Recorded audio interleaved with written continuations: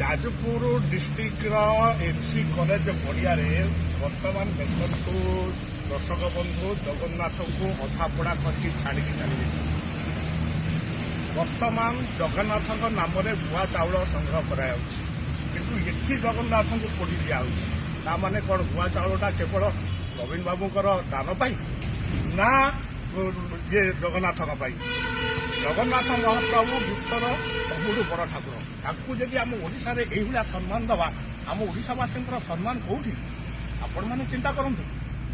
ଆଜି ଭୋଟ ପାଇଁ ବିଜେଡି କ'ଣ ନାହିଁ କ'ଣ କରୁଛି, କିନ୍ତୁ ସେସବୁ ଜଗନ୍ନାଥଙ୍କ ନାଁରେ ଚାଉଳ ଗୁଆ ମାଗିକି ଜଗନ୍ନାଥଙ୍କୁ ପୋଡ଼ି ଦେଉଛି। ଆପଣମାନେ କ'ଣ ଭାବୁଛନ୍ତି? ଆମେ 2024ରେ ଜଗନ୍ନାଥଙ୍କୁ ଭୋଟ ଦେବା ନା ନବୀନ ପଟ୍ଟନାୟକଙ୍କୁ ଭୋଟ ଦେବା?